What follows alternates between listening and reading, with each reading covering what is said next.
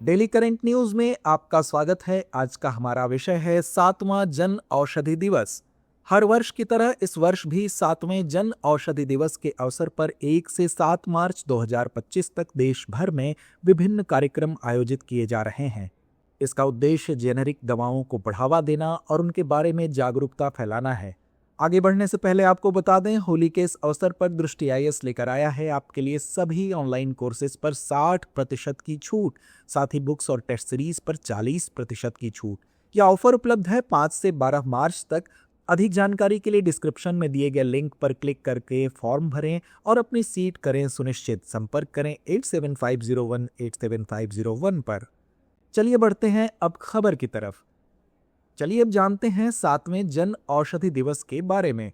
यह जन औषधि दिवस 2025 का चौथा दिन 30 राज्यों के 30 प्रमुख शहरों में महिलाओं पर विशेष ध्यान देने के साथ मनाया गया है। इस दिवस के दौरान महिलाओं को सम्मानित करने के लिए विभिन्न कार्यक्रम आयोजित किए गए, जिनमें उनके प्रयासों को सराहा गया और जन औषधि उत्पादों के बारे में जागरूकता बढ़ाई गई। इस कार्यक्रम के तहत सैनिटरी पैड वितरित किए गए ताकि महिलाओं को जन औषधि उत्पादों की उच्च गुणवत्ता और सामर्थ्य के बारे में जागरूक किया जा सके। आइए अब जानते हैं कार्यक्रम और जागरूकता अभियान के बारे में। संसद सदस्य श्री कोटा श्रीनिवास पुजारी ने अपने निर्वाचन क्षेत्र कर्नाटक के उडुपी चिकमंगलूर में जन समूह को संबोधित किया और जन औषधि परियोजना के बारे में जागरूकता प्रदान की। वहीं उत्तराखंड विधानसभा सदस्य श्रीमती सविता कपूर ने देहरादून में एक कार्यक्रम में भाग लिया और जन औषधि का संदेश फैलाया। इसके साथ ही जन औषधि केंद्रों के माध्यम से बेचे जा रहे विभिन्न महिला केंद्रित उत्पादों के बारे में भी जानकारी दी गई।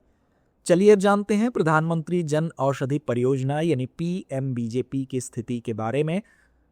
वर्तमान में देश भर में 15,000 से अधिक जन औषधि केंद्र स्थापित किए जा चुके हैं, जो सभी जिलों को कवर करते हैं। वहीं सरकार ने 31 मार्च 2027 तक देश भर में 25,000 जन औषधि केंद्र खोलने का लक्ष्य निर्धारित किया है।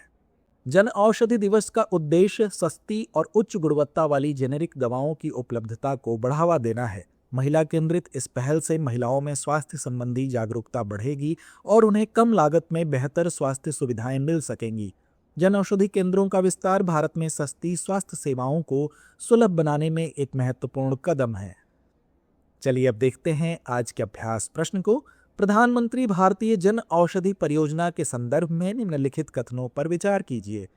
पहला, इसका उद्देश्य सस्ती और गुणवत्तापूर्ण जेनेरिक दवाओं की उपलब्धता बढ़ाना है। दूसरा, सरकार ने 2027 तक देश में 50,000 जन औषधि केंद्र खोलने का लक्ष्य रखा है। उपर्युक्त में से कौन सा या कौन से कथन सही है या हैं?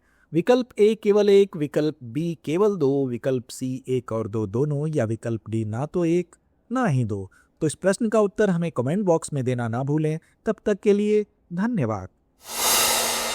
डियर व्यूअर्स, अपने एग्जाम की तैयारी को और बेहतर करने के लिए हमारे चैनल को लाइक, शेयर और सब्सक्राइब करना न भूलें।